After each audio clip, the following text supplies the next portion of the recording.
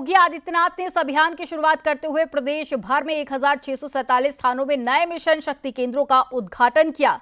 शक्ति को समर्पित 1 महीने तक चलने वाले इस मिशन के तहत आज रविवार को यूपी के हर जिलों में पुलिस बाइक रैली भी निकाली गई और यह अभियान महिलाओं को सशक्त बनाने और समाज में उनकी सुरक्षा सुनिश्चित करने की तरफ एक बड़ा कदम माना जा रहा है। ये रैली न सिर्फ जागरूकता का प्रतीक है बल्कि महिलाओं में आत्मविश्वास जगाने का भी एक बड़ा प्रयास साबित होगा। इस अभियान का मुख्य उद्देश्य महिलाओं और बच्चियों के प्रति सम्मान और सुरक्षा की भावना को मजबूत करना है।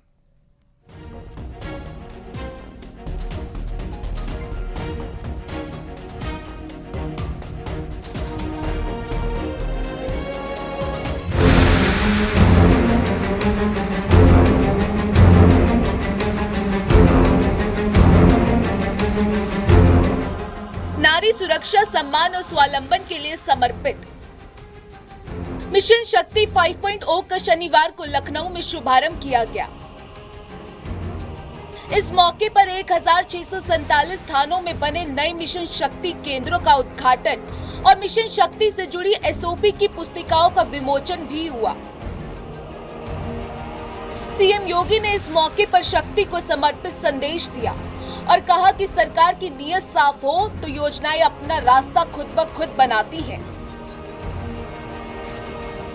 आप सोचो, वही व्यक्ति शराब का ठेका, शराब की सप्लाई कर रहा है, वही महिलाओं के लिए पोषाहार का भी वितरण करता था और व्यापक धांधली होती थी। हमने टीएचआर प्लांट बनाए, आदरणीय प्रधानमंत्री जी ने उसका लोकार्पण किया।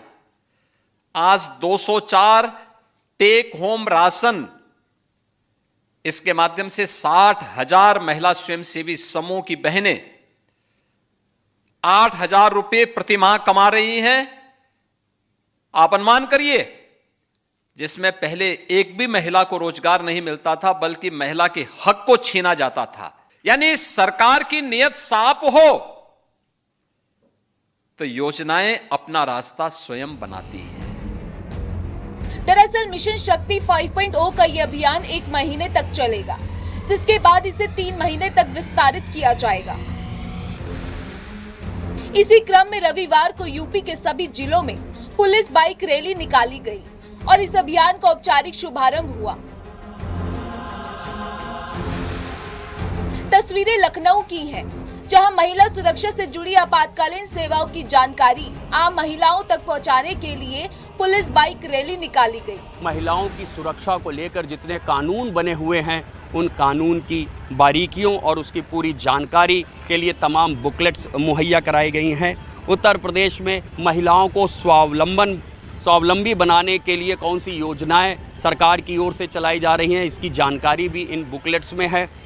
बीट पुलिसिंग, जिसको कोर पुलिसिंग कहा जाता है, बीट पुलिसिंग में महिला पुलिसकर्मियों को उतारना है, उनकी सहभागिता को और बढ़ाना है। ये भी मिशन शक्ति का एक लक्ष्य है। गांव-गांव, घर-घर, स्कूल, कॉलेज, मॉल, बाज़ारों में जाकर ये महिला पुलिसकर्मी मिशन शक्ति के बारे में महिलाओं को, बच्चियों को जागरूक करेंगी।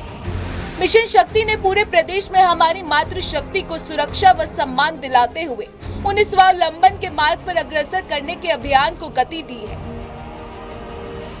जिसके सकारात्मक परिणाम दिखाई दे रहे हैं, जिसकी सराहना खुद मुख्यमंत्री ने भी की। 5 वर्ष पूर्व जब मिशन शक्ति के कार्यक्रम को हम लोगों ने 2020 में प्रारंभ किया था, हर व्यक्ति सशंकित था। क्या होगा, कैसे करना है, क्या इसकी थीम होगी। और उस समय मिशन शक्ति के इस अभियान को नारी सुरक्षा, नारी सम्मान और नारी स्वावलंबन के साथ जोड़ते हुए हम लोगों ने मिशन शक्ति नाम देकर के पूरे प्रदेश के अंदर नारी गरिमा के अनुरूप उसे सुरक्षा भी मिले, सम्मान भी मिले और स्वावलंबन के मार्ग पर अग्रसर हों, इस अभियान को तेजी के साथ आगे बढ़ाया। आज उसके परिणाम हम सबके सामने हैं। महिला जागरूकता फोल्डर स्कूल, कॉलेज, तहसील, ब्लॉक व जनपद मुख्यालय स्तर पर उपलब्ध कराने के सीधे निर्देश दिए हैं। महिला बीट पुलिस अधिकारी और आंगनबाड़ी आशा वर्कर्स गांव-गांव जाकर संवाद करेंगी। सशक्त नारी समृद्ध प्रदेश, इससे जुड़े हुए मिशन शक्ति का ये फोल्डर है।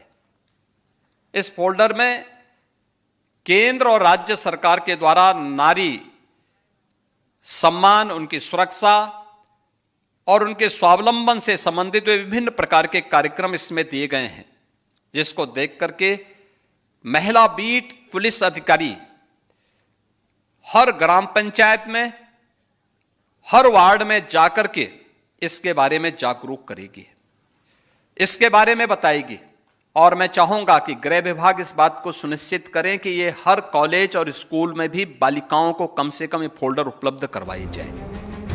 मिशन शक्ति 5.0 का उद्देश्य महिलाओं और बालिकाओं के प्रति सम्मान और सुरक्षा की भावनाओं को मजबूत करना है। यह अभियान महिलाओं को आत्मनिर्भर और जागरूक बनाने का संदेश दे रहा है।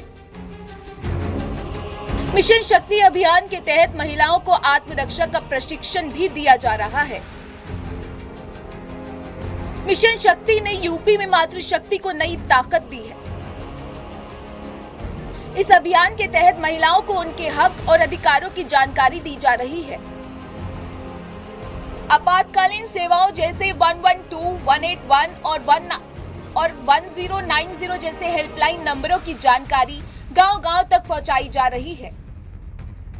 सीएम योगी ने इस अभियान की सराहना करते हुए कहा कि ये यूपी की महिलाओं को सशक्त बनाने की दिशा में एक मील का पत्थर साबित होगा। Bureau report, news 18।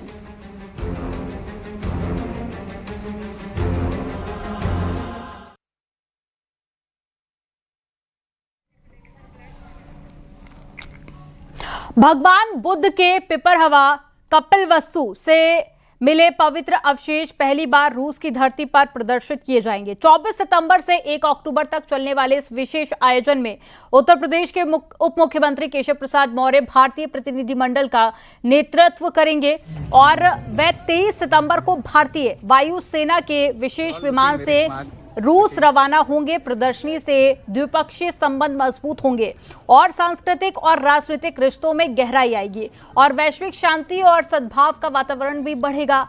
25 से 28 सितंबर तक एलिस्ता शहर कालमिकिया में राष्ट्रीय संग्रहालय की तरफ से भगवान बुद्ध के जीवन की प्रमुख घटनाओं को दर्शाने वाले कलात्मक कृतियों की प्रतिकृतियां प्रदर्शित की जाएंगी।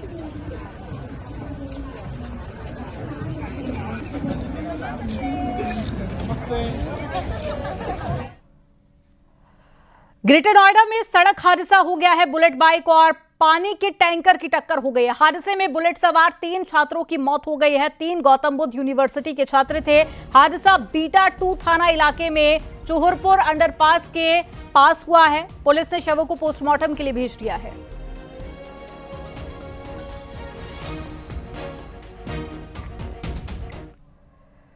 देवरिया में तालाब में नहाते हुए डूबने से 2 बच्चों की मौत हो गई है। घटना बरहज थाना क्षेत्र के सतराव गांव की है। 12 साल का भीम यादव और 10 साल का टिशु यादव अपने 4 दोस्तों के साथ में तालाब में नहा रहे थे और गहरे पानी में जाने से भीम और टिशु दोनों ही डूब गए।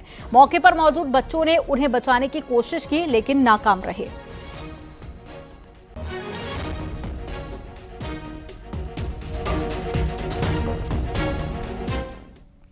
उदयपुर फाइल्स के निर्माता अमित जानी संभल में नैमिषारण्य तीर्थ पहुंचे। उन्होंने संभल दंगों पर फिल्म बनाने का ऐलान किया। अमित जानी ने कहा कि संभल फाइल 1978 में बन गई, अब फाइल खुलेगी पन्ना दर पन्ना। संभल का खुलेगा राज और 1-2 महीने में फिल्म की शूटिंग भी शुरू हो जाएगी।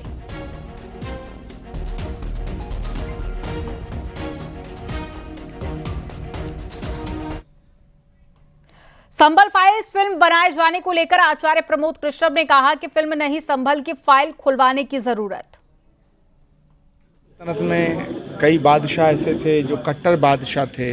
उन्होंने संभल को लूटा, संभल को तोड़ा, संभल को बर्बाद किया। संभल में सबसे ज़्यादा तलवार की नोक पे धर्म परिवर्तन हुआ। जो सैकड़ों साल पहले जुल्म हुए वो जुल्म कम होने चाहिए थे, लेकिन देश की आज़ादी के बाद संभल आज़ाद नहीं हुआ। संभल आज़ाद नहीं हुआ, पूरा देश आज़ाद हो गया लेकिन संभल आज़ाद नहीं हुआ। वो तो भला हो योगी आदित्यनाथ जी का, भला हो यहाँ के जिला प्रशासन का, जिन्होंने संभल के लोगों को कुछ ताकत देने का काम किया है। तो संभल फाइल बनाने की ज़रूरत नहीं है, संभल की फाइल बनी हुई है, उसे खुलवाने की ज़रूरत है। जीएसटी रिफॉर्म को लेकर कैसरगंज के पूर्व सांसद ब्रजभूषण शरण सिंह ने प्रधानमंत्री नरेंद्र मोदी की सराहना की है। नीयत बहुत अच्छी है और जीएसटी को लेकर के बड़े सवाल पैदा हो रहे थे। जनता को इससे बहुत बड़ा लाभ होने वाला है, लेकिन इसमें सरकार को थोड़ा सावधान भी रहना पड़ेगा कि ऐसा ना हो कि ये लाभ केवल बड़ी कंपनियों तक सीमित हो जाए।